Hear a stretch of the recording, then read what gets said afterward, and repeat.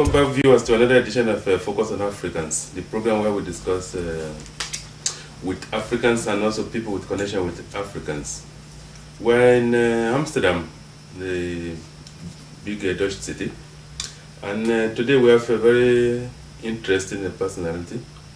She's of Dutch origin, but she has a lot of contact with Africa, especially the southern part of Africa.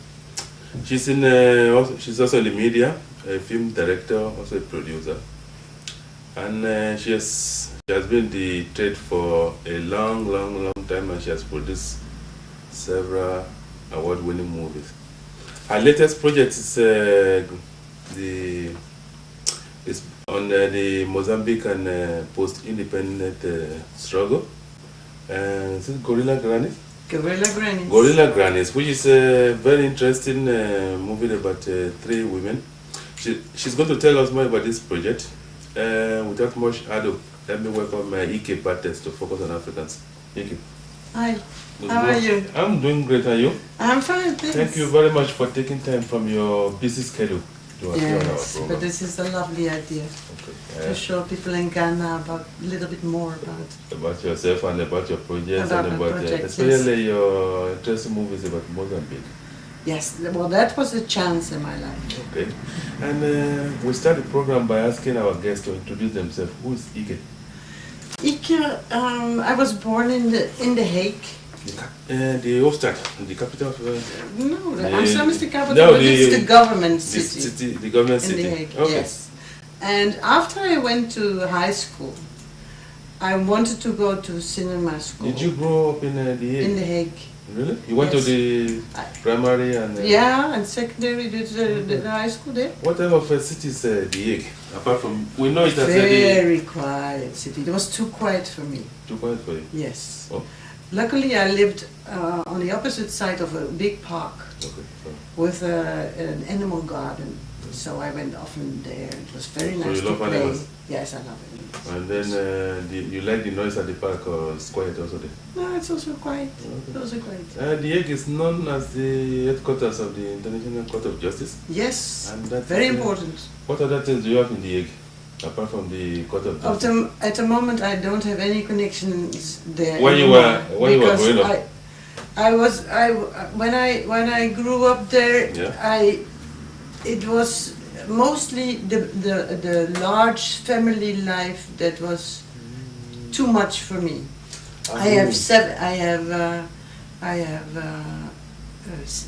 8 brothers and sisters above me. Okay. No, 7 above me and 1 younger sister. Yeah. And I love to get away from that family. Why do you want to get away? It was 4 sisters above me. Too much for you. 4 extra mothers. That's a pressure. And then the first 3 brothers, and then the brothers tried to keep me small, and then the mothers tried to mother me. So I really was, when I was finished my yes, I wanted to go in a different direction. I wanted, it was a time with a lot of feelings and needs for liberation. Okay. So. And when you're 17, you also want to grow and to find yourself and to discover the world. So I wanted to get out of that quiet day and go to Amsterdam to film school. So because of do we link your quiet family life or quiet? The life was too busy and the city was too quiet. And now you want something. I wanted some much more adventure and you came to Amsterdam where everything is permitted and. I wanted to go to the Amsterdam Film School. Yeah. And I applied, and then the director said to my parents, because at that time my parents had to ask. Really? Yeah, they had to write a letter, can she apply? You couldn't do that at the time. It was a very conservative time, yes. So my parents received a letter that there were already 152 applicants, and that with my young age and not having a portfolio of photography or something, it wouldn't be easy to let me in. For me, that was good news. Why? Because suddenly I thought, I to London. Oh no. I really wanted to go. Go away? No, not away was a part of it, but I wanted to discover the world. Okay. At 17? Yes. So I left at 18. To London? No. It was not London, it was not Paris, it was Brussels. Brussels, so from Amsterdam to Brussels? So now from The Hague directly to Brussels. And this was a very interesting city because it was in the center of Europe, and you had contact with all kinds of people. And the film school was a two-language school, so part Flemish and part French. Yeah. And that was theater and film and filmmaking. So we were really a nice crowd of people that wanted to do... Creative people. Creative people, yes. So they didn't write to your parents for permission? No, my parents, my father went with me to Brussels because he was afraid that this little 18-year-old girl get lost there. Okay. Yes. Oh. So my father even asked the director if it was a safe city. What did he say? I felt really bad. You're ashamed of your father. Your father was asking the director. The director if it was a safe for a girl like me. Oh, what did he say? Well, she can look for herself, he said. But this is safe around here. Yeah. So that's how I ended up in Brussels and studied there for 4 years. It's a 4-year study. Compare with The Hague, how do you find Brussels? Yes, fantastic. In what way? I mean, well, it was an international city, and I learned French. The Hague is also international. Yes, but not the atmosphere. Okay. No, the atmosphere is very traditional. Cosmopolitan. In Brussels, it's cosmopolitan. In The Hague, it's more provincial. It's not provincial, but it's traditional. It's kind of stiff, in my opinion. Even with all the diplomats around. Yes. Maybe if you're a diplomat yourself, you can enjoy yourself. Yes, but for ordinary people, it's a so you enjoy the... I enjoyed Brussels very, very much for 4 years. And then I came back to the Netherlands, and then I lived in Amsterdam right away. I never went back to The Hague anymore. With your diploma, you came to Amsterdam, and then... Yes, and then I started, looking for jobs to get experience. Okay. So I made small films for television. Excuse me, you didn't with your diploma you didn't apply to go and work for somebody. You wanted to be independent. Yeah, I wanted to be independent. Are you always rebellious? Never been. Are you always rebellious? You want to be on your... Well, it's not so much rebellious as independence as much. It's very important. Very important to me. Yes, okay, yes, yeah. Very important. Yeah. And then I'm making films in different art programs, different television organizations. As you know, you have a lot of different organizations.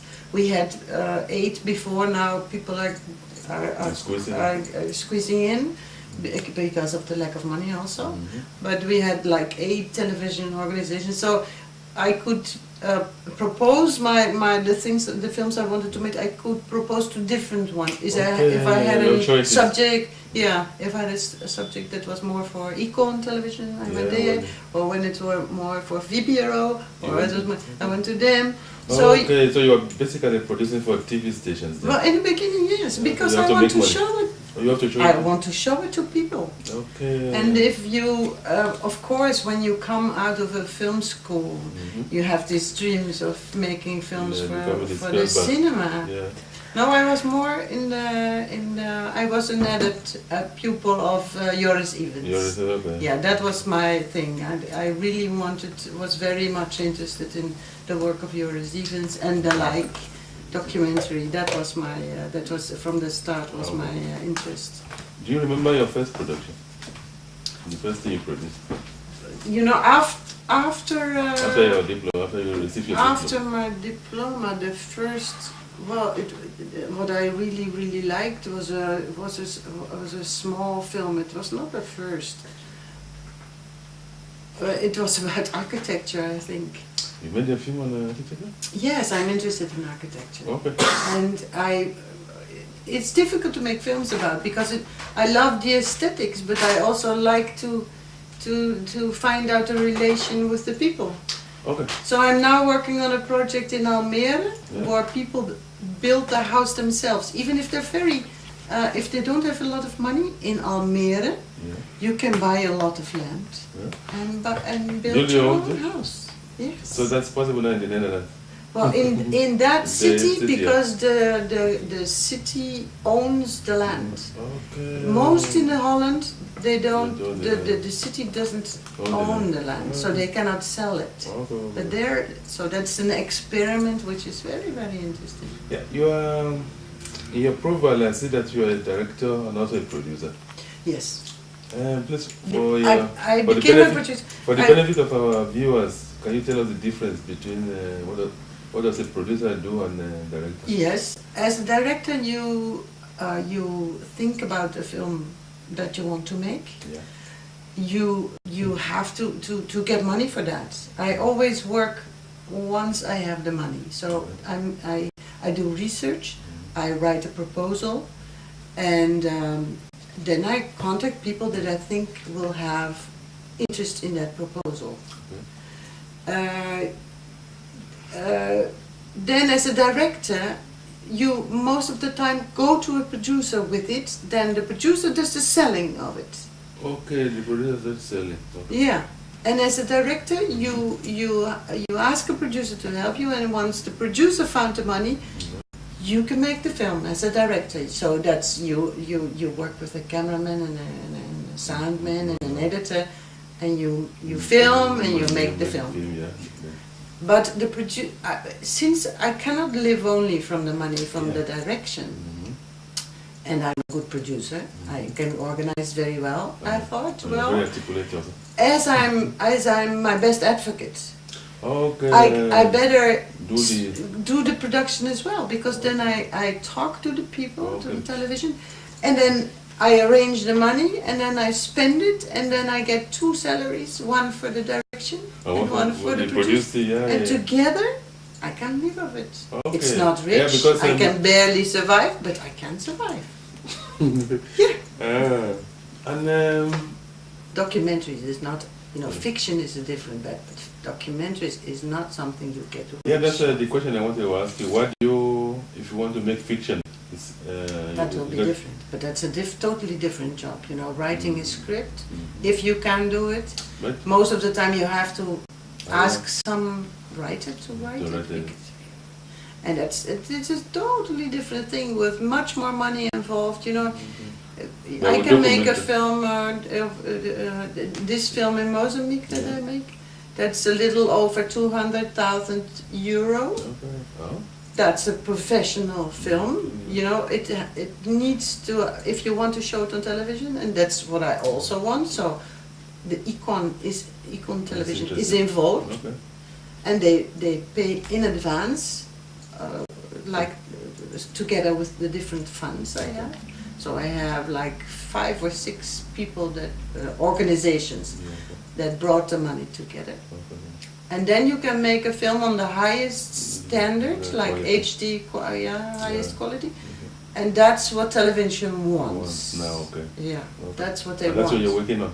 Oh yeah, that's what I'm working on. Do you remember your first documentary? Apart from the architecture was for the TV station. I made some films about dementia. Yeah. About social subjects, things that that's what I always first do is when there's something going on in the country or in your area, problems like dementia that come up and that you see that people are worried about and they don't know how to deal with it.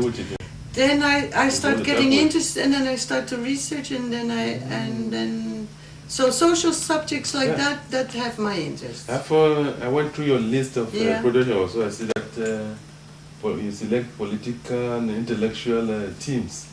Yes, but you find it more challenging. I have not a preoccupied idea about it. Yeah. what I have found out later is that I have two types of films that I make. Okay.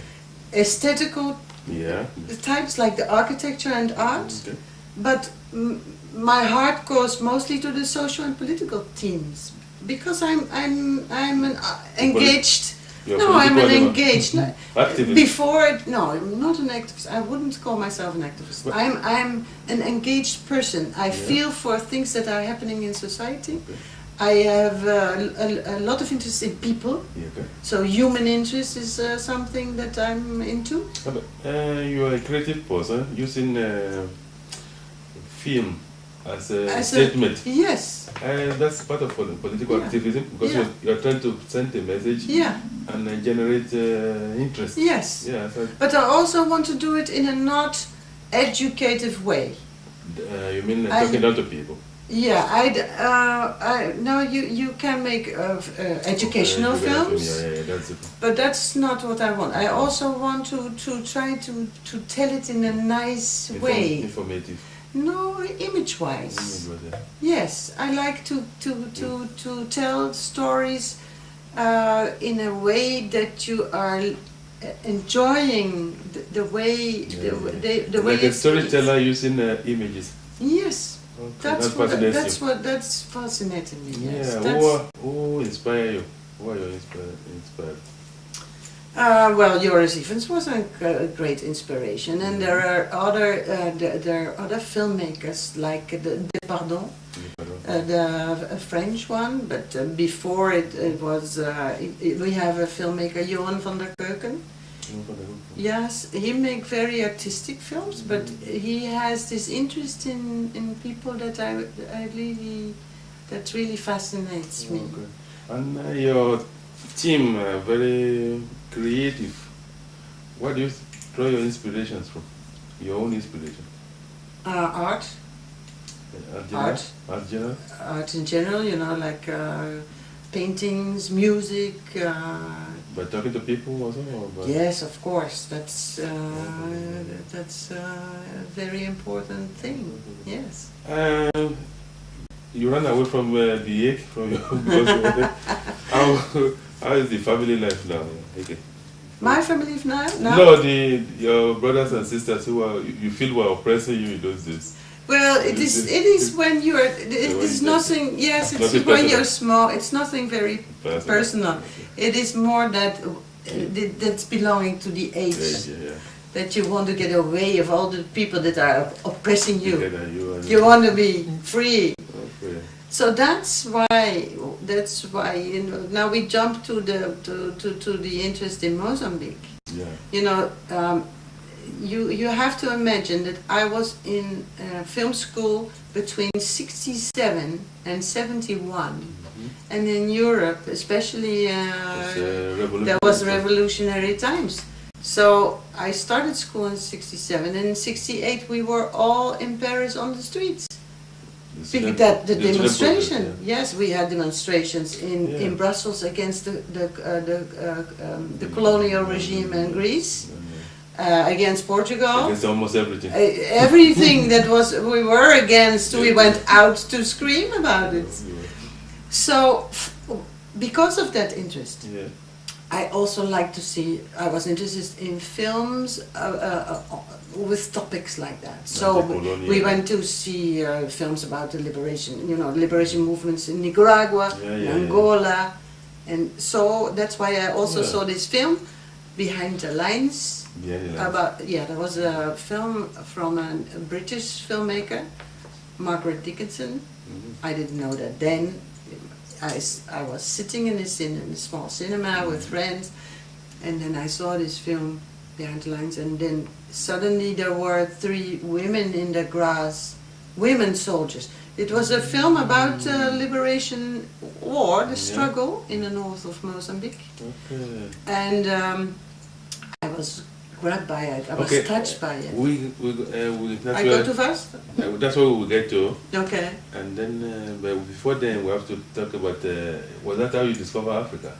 That's how I discovered Africa.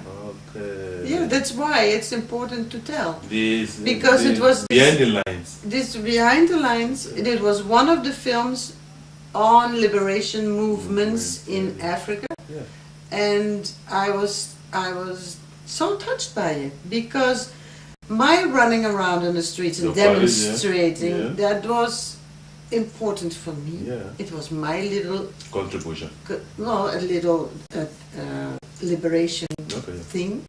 But suddenly I realized, when I saw these three women with their rifles in the grass, that this was real. This was important. This was about real liberation from a whole country of people that were suppressed, colonized for a very long time.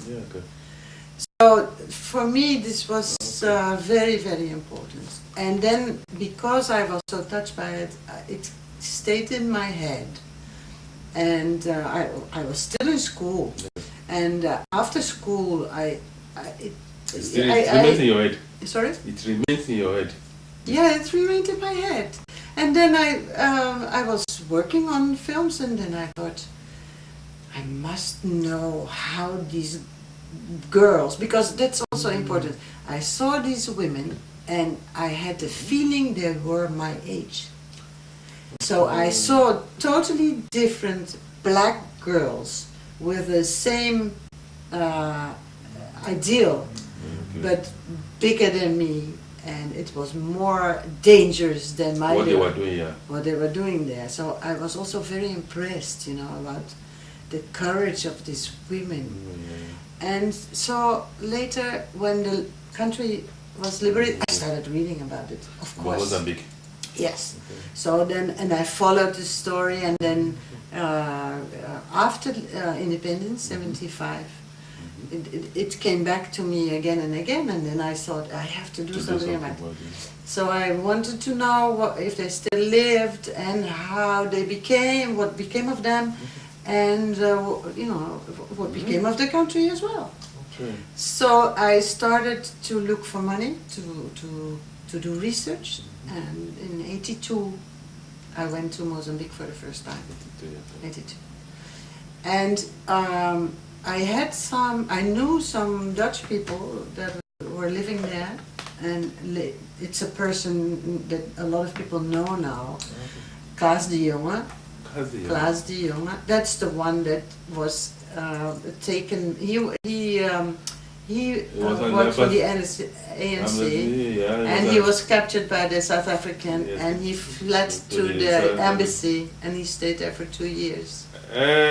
Well, that family, that was the place where I stayed to do my research. Wow.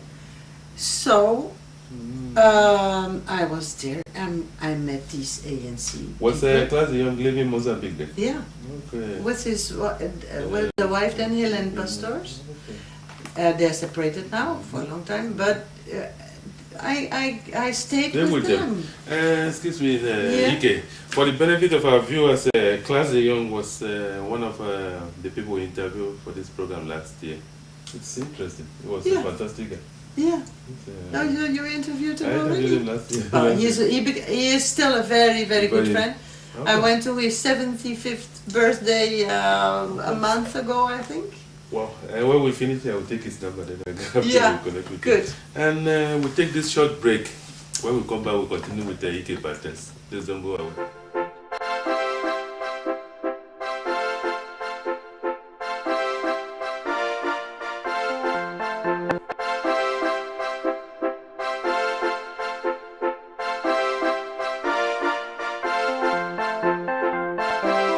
On this program, Focus on Africans, hosted by the popular Pan-African writer Femi Akomolafe, who has devoted his entire life to championing African cause, we highlight this problem and try to look for solution.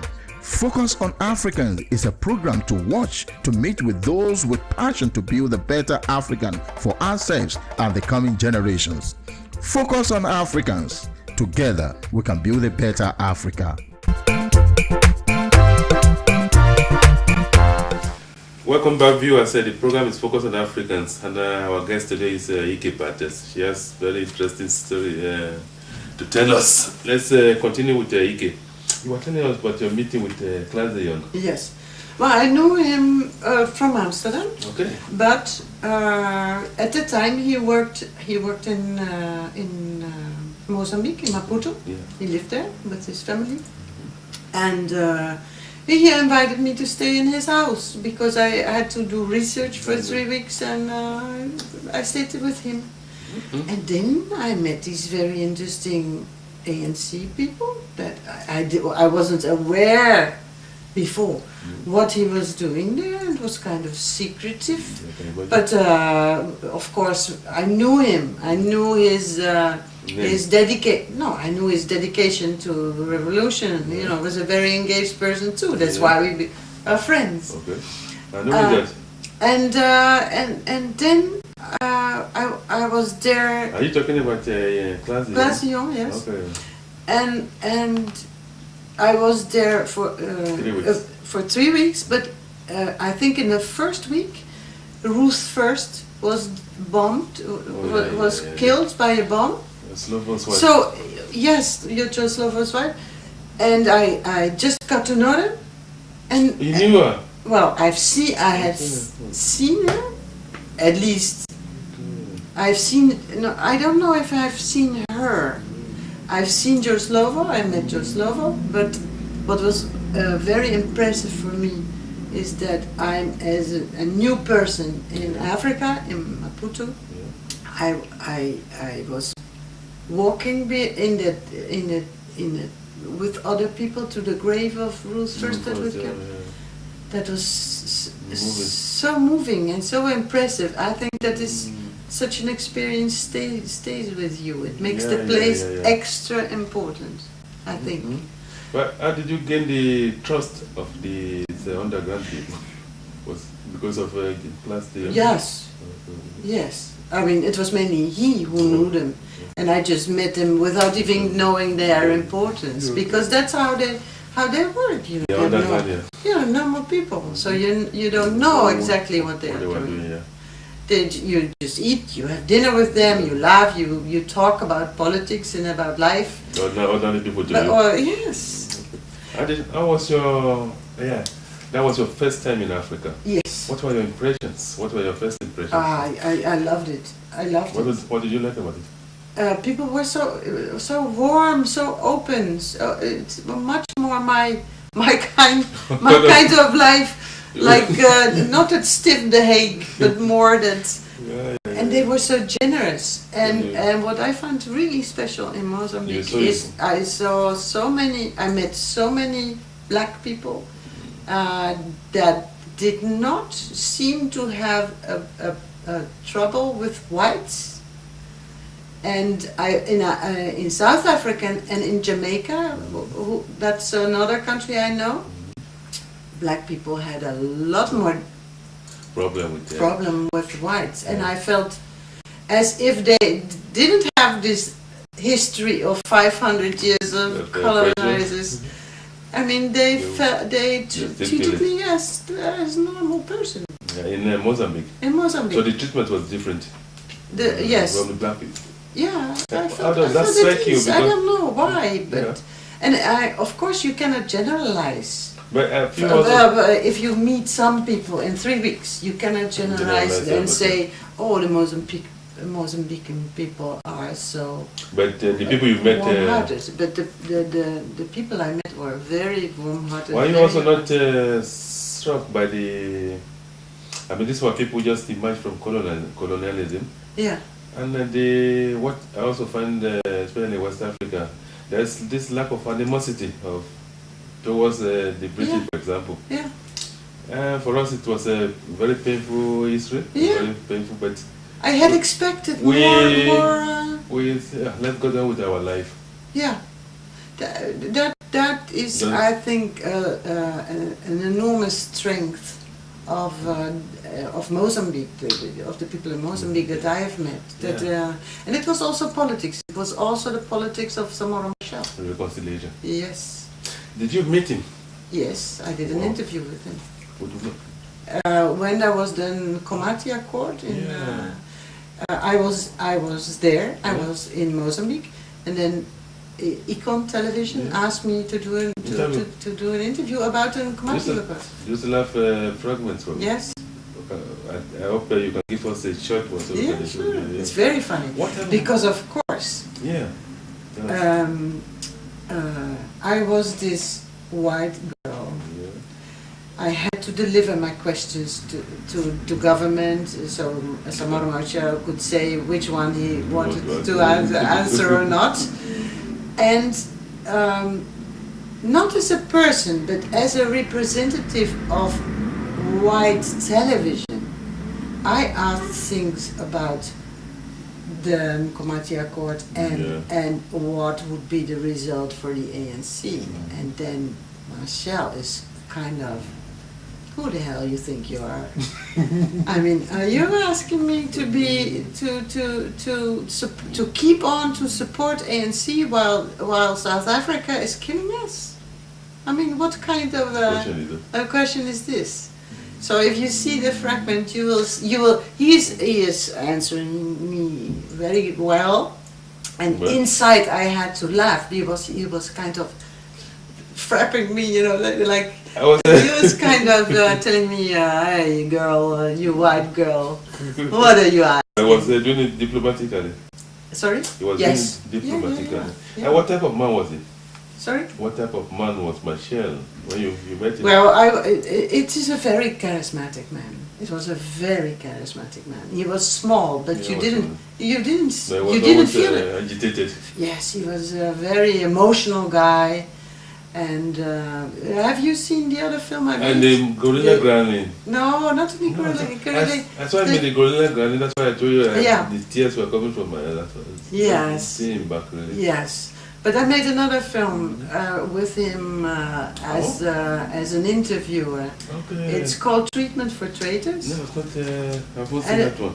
You haven't seen that one? No. I'll show it to you because that is about the first reconciliation meeting, which is not publicized as that. Okay. It is a meeting with the whole government of Mozambique for a week, where they talk with the people that collaborated with the comprometidos, they're called, the compromised. But that's not a story. Yeah, definitely. It's a very interesting story. Yeah. That's another interesting thing. You follow the trial or the no, it was 82. I was there. Let's go back to 82. I was there for research. I wanted to find out if the women. I wanted to meet the women, the three women, because they had told me that indeed after a year and a half they found out where they were. So I met them in Maputo, but they lived in three different parts. One in Maputo, one in Tete, and the other one in Lixinga in the north. Okay. So that is 2,000 kilometers up north, Lixinga, where the struggle was in the north. Amelia lived there, but she was, so she was invited to Maputo. And in the Hotel Rovuma, I met the three of them, and this was finding out if they would want to work with me. Yeah. And then, since at that time there was no television yet in Mozambique, so they had this idea of what they had heard of. Or they had seen maybe on film, because they had a weekly film program, Kusha Kanema, every week. There was in the cinemas a news program. And so we did an interview with the three at the table, and I filmed them in their at our home. So we talk about how to do this film, because I had also to give the government. There's this Ministry of Information at the time that give you a guia, a guide, a paper that you can go around into the country filming. And you have like 4 or 5 people with you to accompany you and to have an idea of what you were doing at that time, because at the time it was a socialistic republic. So they had to keep an eye on me, yes, of course. These white capitalistic women. Probably South Africa. It was changed. Yeah, it was a terrible time. Yes, it was a very I think different the paranoia can be, you can understand their paranoia.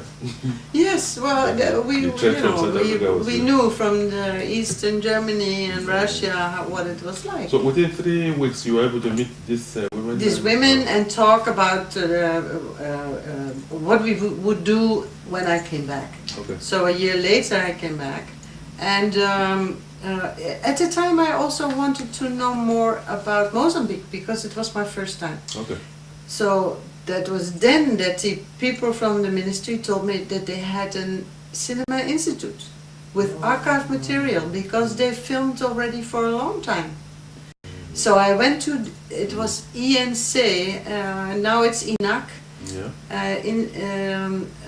Instituto Nacional de Cinema. Dus in that institution, there was a laboratory. They filmed themselves. They had 35mm film. They had a laboratory, and they had this archive.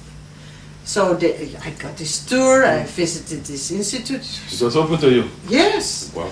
So then I went to see films, and discussie cinemas was a good way of learning more about and one of those discussie cinemas was about this meeting, this reconciliation meeting, where they had filmed the whole week, and it was not edited. They had not done anything with it. So I heard it when I saw that material, and I asked my guide at the time was Pedro Pimenta, and I asked Pedro Pimenta, what is this? What is this meeting about? What is it? And then he explained what it was, and then I said, but this is very interesting. Because the reconciliation meetings in South Africa did not exist yet. That came later. That came later. So it was not known at all. And that is what you produce in a treatment for creators. Yes. Which one award? Yes. Which one yes. Nelson Mandela Award. Yeah. But it is I who edited it. But the material is from Mozambique. The institute people filmed it. Later I heard that it was Rigueira, the famous Brazilian filmmaker, that he was the one that was the director. I didn't know at the time. I've only learned later. But he didn't do anything with it. He didn't do anything with it, and I don't know why. I think it was political sensitive at the time. At least I had to ask Samora Marcel's consent to use the materials and to make a film, and I got it, and I made the film. First I made 30 minutes for Dutch television, and then people were so interested that they asked me to do a longer film. So then I made Treatment for Traitors 15 minutes. Yeah. And that went around, and that is still an interesting topic, and the sad story is that film students now in Mozambique want to see the film, and they are not allowed to see the film. Why is that? They say it's politically too sensitive, and I'm now in a process of asking the government why, because I got the rights of this film. I can say it. And the Mozambican cannot. And the Mozambican cannot see it. So for me, this is crazy. I don't understand it. And since they cannot explain it's supposed to me, to be more democratic country now. Yeah, it smells like censorship. Yeah. So I have this feeling that I have to go after it and ask why. You have the rights to the. I have the rights for the film, so I have also the right to know why they cannot show it. The one you produce or the total footage? As a producer, I found money to buy the footage and to edit it here in the Netherlands. And then when there was the first Docanema Festival in 2006. Pedro invited me with this, for him, important historical film to show it there. That was the first time. And when I got invited there to show it, I gave them a new copy, totally new copy, film, 16mm, black and white, and a new digibeta, so they could make DVDs and show it to the people. Wow. I found money to do for that. This was not my own pocket. It's not. It's not that. It's not charity. It was. I thought this was very important. So I asked funds from the embassy and from other places to do this. So they have a new material, and they are not prepared to share it. So I'm sad about that. So I want to know why. Was that the first award you won? Yeah. How do you feel about it? I was so honored. Unfortunately, I couldn't take it in my hands because my mother died. Oh, sorry. So it was 83? Yeah, wasn't it? Yeah, I think.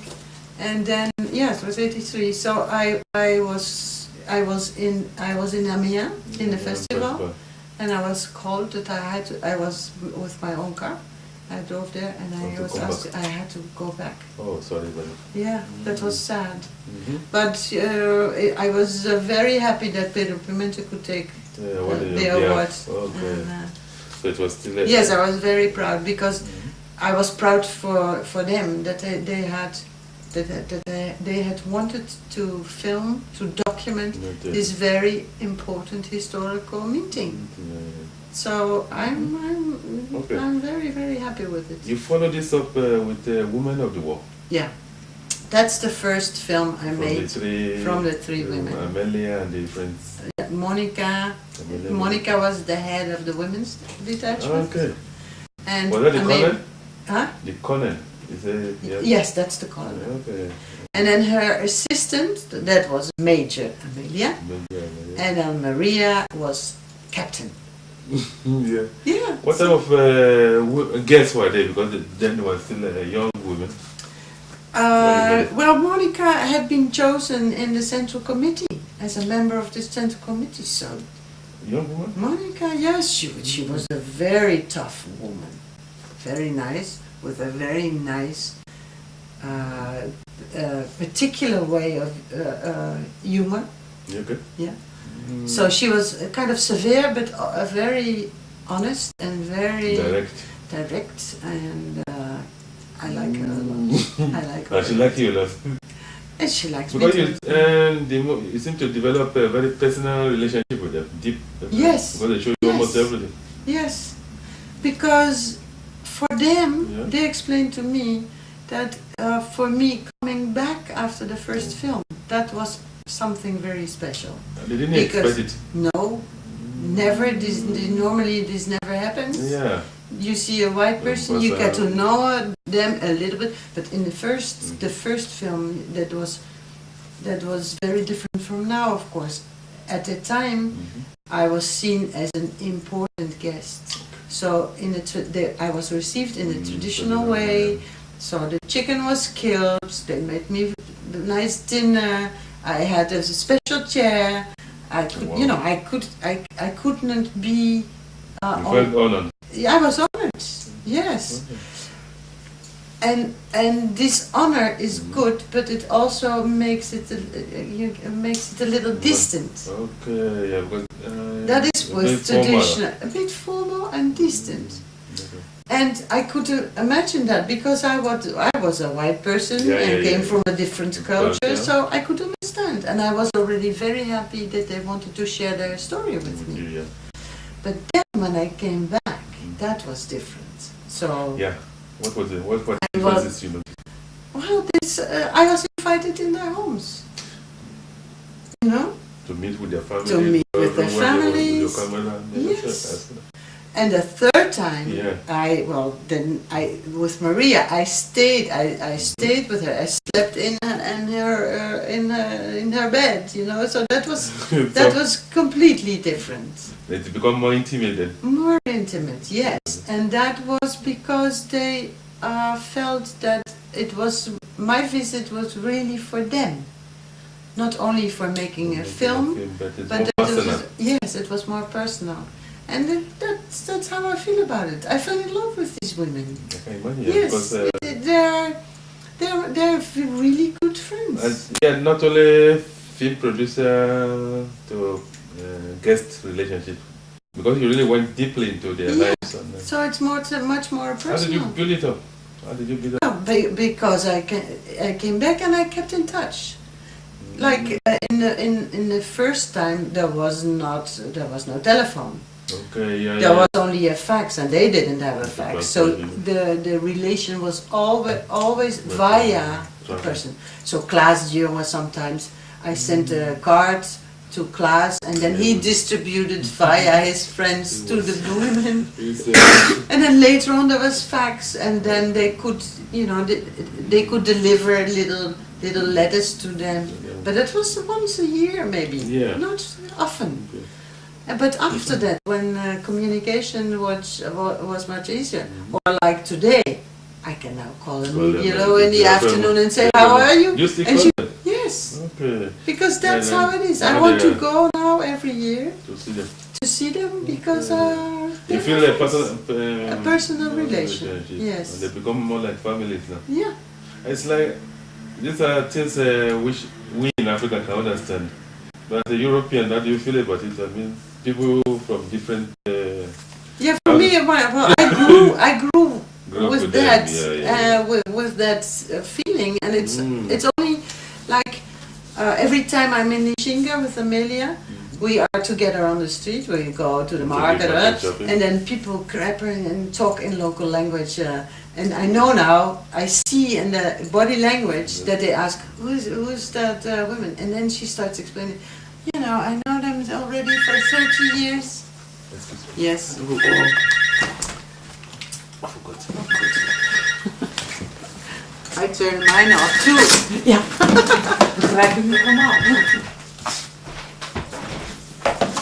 Oh, sorry. Yeah, no, it's good. I have it on silent. I'll put it up. I'll put it out too. I'll put it up. Uh-oh. Please, how many minutes you got today? 47. Well, okay. Wow, interesting story. Nou, hoe kom je nou weer op het... What tell us about what you... About a relation with women. What, on the streets, people gossiping or...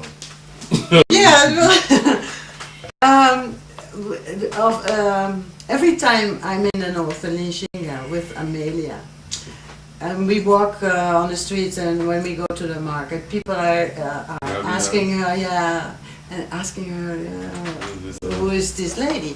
And then she explains to them that we have a very long, that she knows me for 30 years, and then when they are all nice and they'd like to meet me, and then we talk in Portuguese a little bit, and then afterwards she said, they always ask me that, they say you cannot be a friend with a white woman. And then she says, and then I tell her, I know you can't, but you know what? This go from heart to heart. Yeah, not your skin. Yeah. So, and I tell her, it's the same with me. In the Netherlands, when people say, how can you be friends with a person that is an analphabet, who is a farmer woman, and who has such a different culture than you have? And then I say the same thing. I say, I don't know, but I fell in love. It's from my heart. The chemistry agrees. Yes. Okay. So that's the story. And you follow that up with a gorilla pension. Yes, that's the second film. Yeah. And I went back. I went back from the moment I heard that there was a chance that this terrible civil war could end. Because during civil war I could not go back. But once in '92, when the accord was signed in Italy, then I started to look for money to go back. I said to the Icon Television, I have to go back because they fought not only for liberation, but they also fought for socialistic ideas at the time. They wanted this socialism. Yeah. They liked it. They liked a lot of aspects of it. They thought it was very important. Yeah. And now they have to. What will happen now with them? That was 10 years later. And that was 10 years later. So then Econ said, well, I can understand that you want to go back now. So if you go during the elections and you film the elections for us, that has news worth. Okay. It's interesting for us for the news program. Okay. So make your film and we will use the journalistic part of it. The news part. After 10 years, what differences did you notice in Mozambique? Well, it was depressing. It was very depressing. You know, this first film had this hope, optimism. They were working on it, nation building, and yes, nation building. And even if they told me at the time already a little bit about the problems with people that were not happy, but it was not yet to a scale. No, it was not to a big scale yet. But in '94, I found out how bad it had been, and I could see it in their eyes. If you talk to them, you know, when I talked to them, I felt they were so sad, and they felt that they had lost a lot of it. But still, these women kept on having hope and wanted to go on to fight for a better life for them and their children. So I thought it was good to show that even when the times were bad, they wanted to go on. They didn't get depressed too much. No, they survived this depression that they had. Yes. And viewers, we'll take this short break. When we come back, we'll resume our discussion with Ike.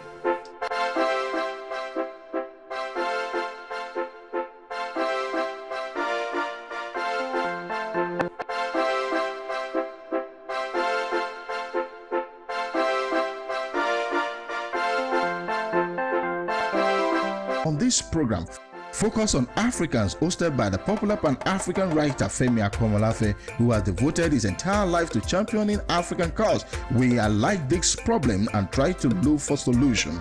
Focus on Africans is a program to watch, to meet with those with passion to build a better African for ourselves and the coming generations. Focus on Africans. Together, we can build a better Africa.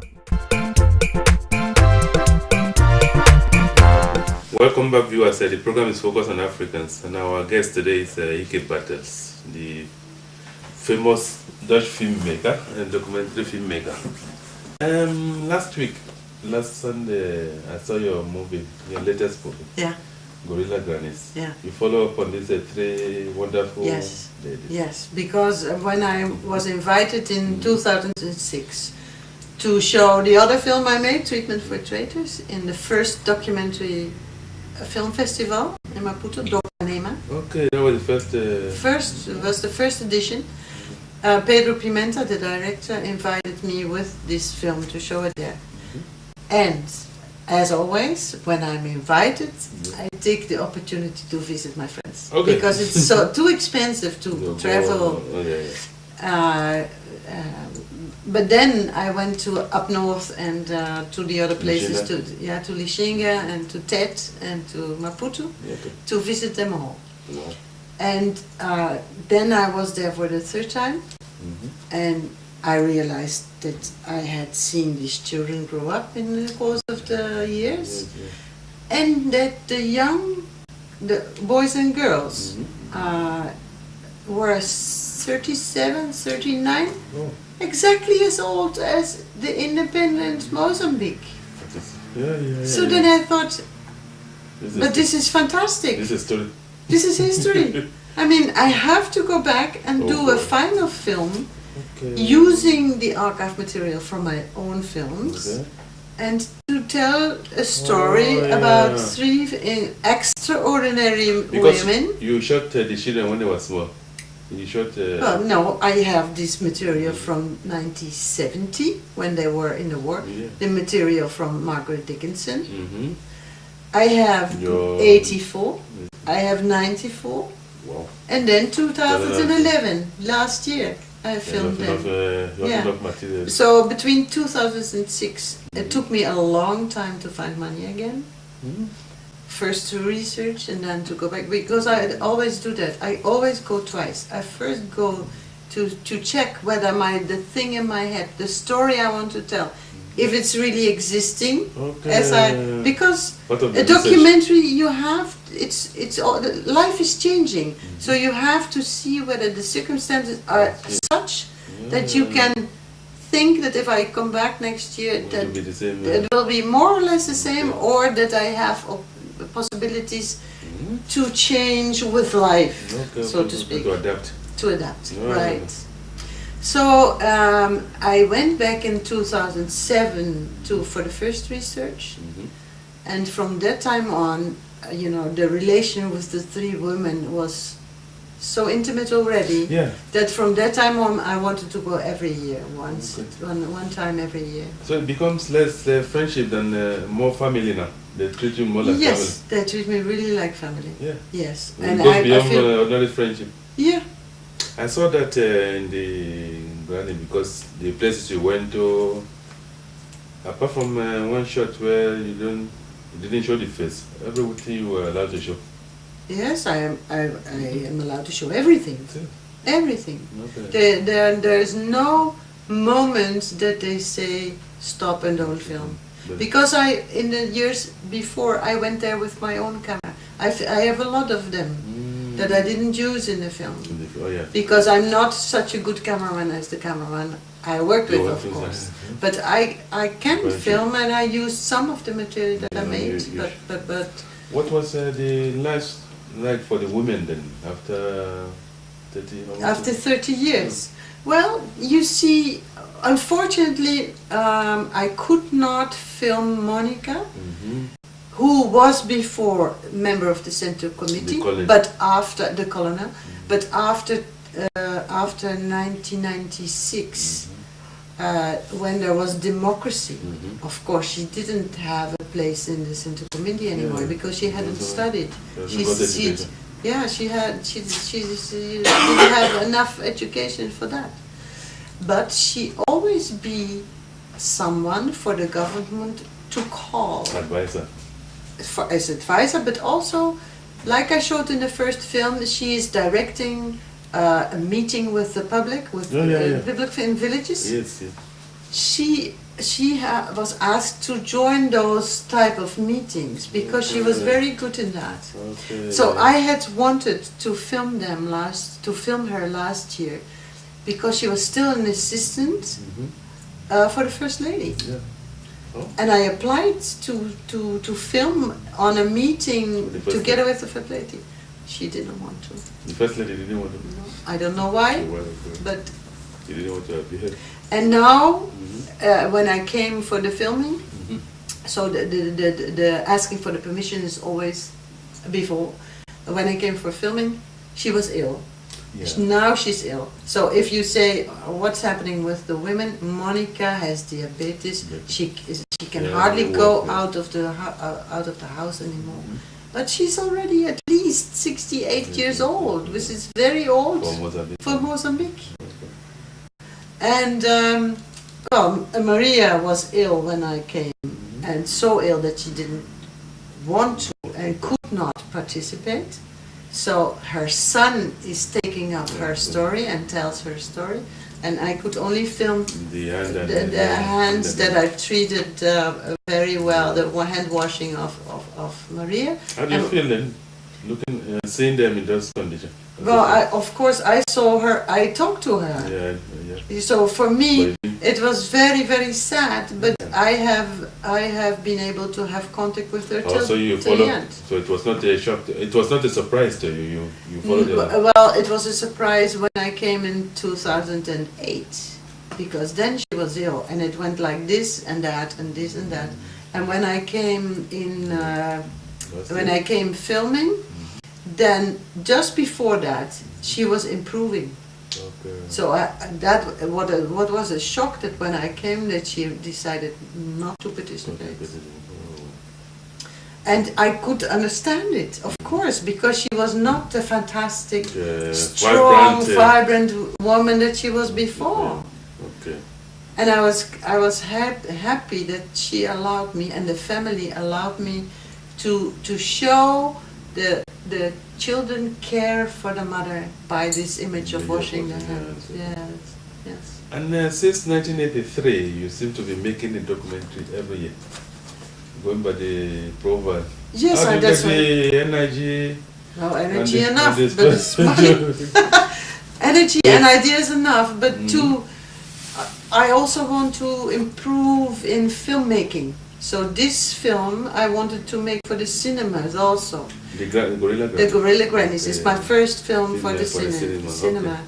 And this has to do with cinema language, with telling a story in a different way, with a beginning and a middle and an end, to make people in the cinema have the feeling that they go on a voyage with you. Yeah. And that's what I had after watching. I told you that's what the feeling I had that. I take you on a trip, right? On a story. I think you succeeded, and that's what I wanted. That's difficult, you know. So that's more difficult than do a reportage or a documentary or a smaller documentary. You know, from an hour on, when it's longer than an hour. To sustain it. It has to sustain. So you have to build in tension, developments, and then therefore you have to write already in the beginning a script to have an idea how you can build an interesting story so people stay in the cinema for 80 minutes without feeling bored. Yeah. So you wrote a script? Yes. Okay. Yes. Yourself? Or yes. What? Yeah, so, you have to get the money, you have to. You didn't hire a script writer? No, but for documentary it's a bit different, you know, you can write what you have experienced already in the research, like a scene might go like this, because I can imagine it from what I've experienced already. It can also be a little bit different, but you can, you can give an idea about what will happen. Are you going to stick with cinema now, or are you still going to do documentary? Yes, that's my life. I cannot do anything else. You say now you've discovered cinema. No, I've discovered. Oh, you mean with the Gorilla with the Gorilla Grannies? I've discovered cinema. Well, it's if the story is sustainable. If it's universal enough, if it's dramatic enough. I would love to do it for the cinema, but I have stories that are small, that I want. Then I go back to television. You know, that's where the money is, and I like to show it on. You've, in the course of your professional life, you must have met a lot of interesting people. Can you tell us some of them? Yes. Well. We talk about Samora Machel. and people around her. Sorry? Joe Slovo. And Joe Slovo, but that was without really knowing who was Joe Slovo. You didn't get introduced to him properly? Yes, of course I got to introduce, but then still, it is a friend of Klaas de Jonge who is sitting at the table, who you admire because you know what he is doing, but in the personal relation, it's not important that he is so famous. But I met some other ANC people that I still love to meet again. And because they're now in England or they are in South Africa. Their names?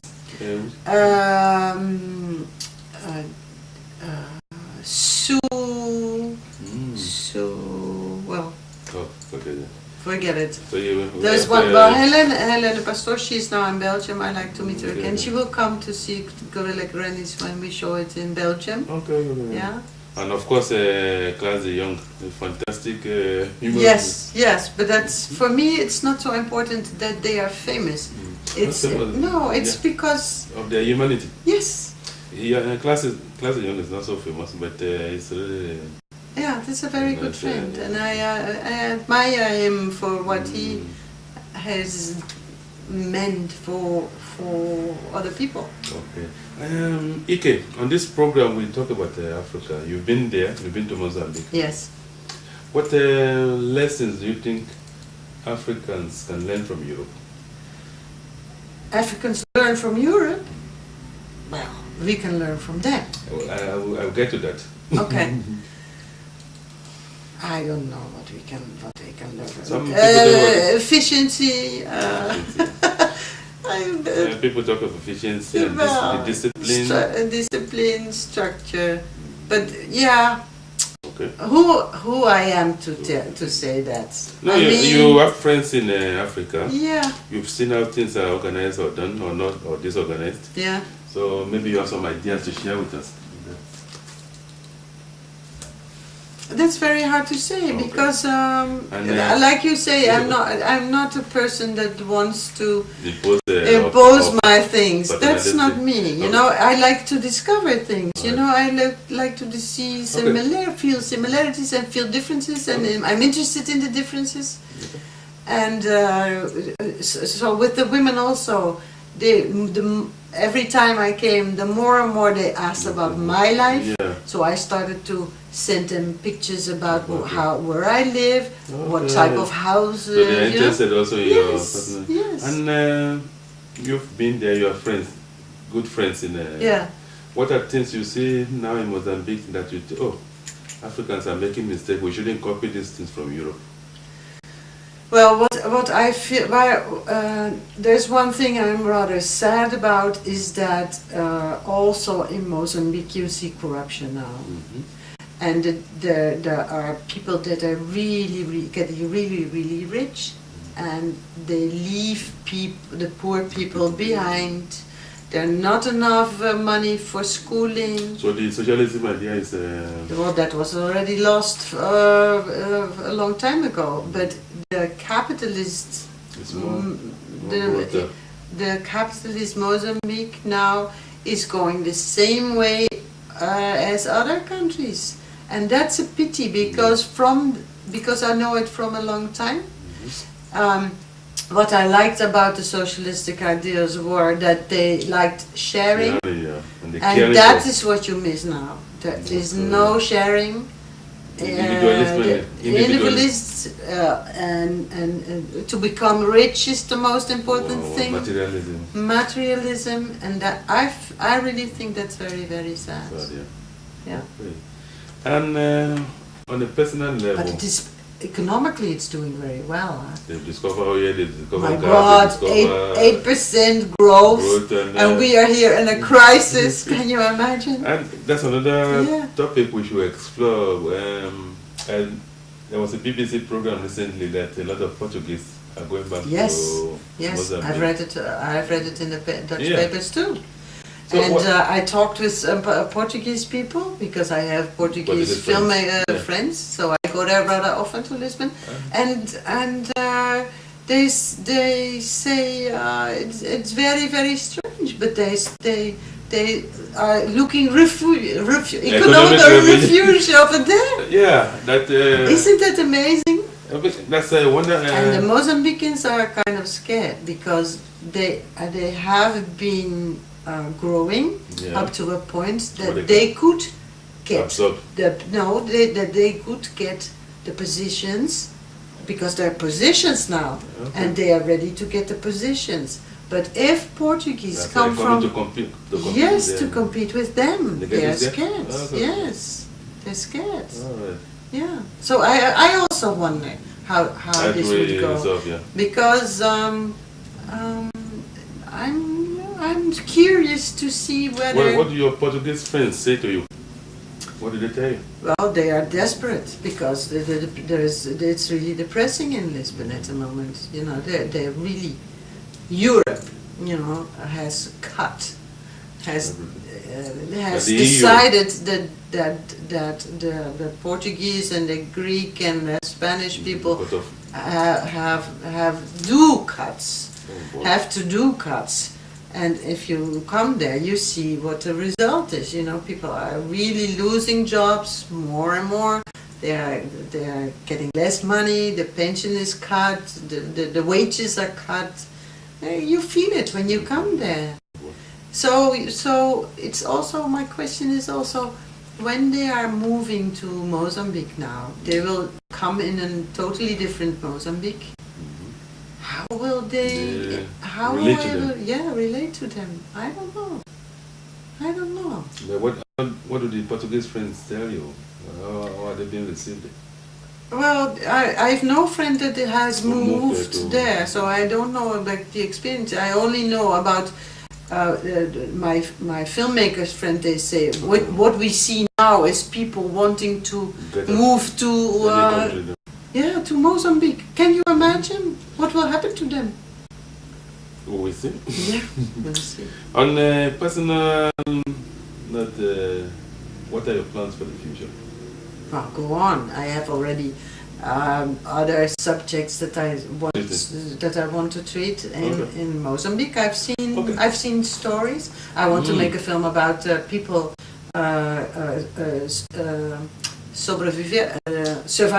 survive with very small negotiations, with very small commerce. Very interesting. Like I have filmed already scenes that I couldn't use in this film that I want to explore more because for example, there is a part in Maputo where they sell empty boxes. Empty boxes. Of what? Empty boxes. When you see the empty boxes, you can imagine what can be in there, and then you see that there's nothing in there. They sell empty boxes to people that are a little bit more rich that need boxes. It's interesting. It's fantastic. They survive by selling empty boxes. I think it's a theme that you can explore in any part of Africa because you see, it's also almost, to me, it's always look magical when I look at how people survive. Yeah, I've seen a lady selling a pack of cigarettes by the roadside. And how can you live for one packet of cigarettes? Well, that's what they do. They buy on the market. They buy a pack of cigarettes and they sell one to one because that's the small negotiations, the small commerce. And you ask people, we are managing. Yes, and for example, I also want to make scenes like.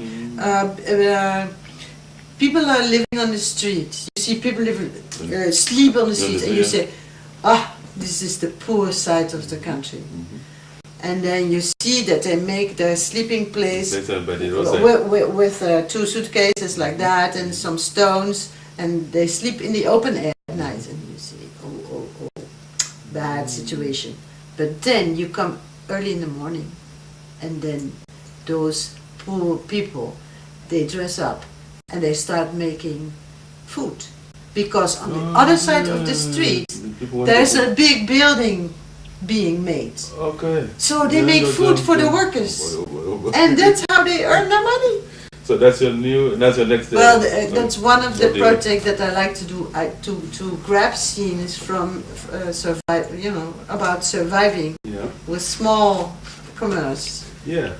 And then I've seen the scenes and I know how to film them, but now I'm looking for special personalities in those scenes. I want to know from them how they survive, what their life is, how they do that. You've been, why do you concentrate on Mozambique, South Africa? Well, because I started we have a lot of stories in West Africa also. Well, invite me, I come. Because it's very difficult. Maybe we should try to see if Ghanaian producer-directors would also like to meet and talk with you. Yeah, so I would love it. We will show you a website and some of the link to your website. Yeah. So if Ghanaians, film directors, producers are interested in working together. And because maybe there are ways to collaborate. I would love that because I like to discover. Now I'm so grabbed by Mozambique through personal relations. When I read about Rwanda, for example, no one in the West knows how Rwanda has changed. We only know still about the Hutsis and the Tutsis. My God! 10 years ago. Yes, it's 10 years ago. And we are not, because we get so small information. We got stuck with the old images. And I see it as my task as a documentary maker to show more. So that's why I'm looking for other stories in different countries too. Are the television stations prepared to? Well, I have to invite them, seduce them to give me airtime to show It's that. Important thing you mentioned that people seem stalked. with Africa of the past. That's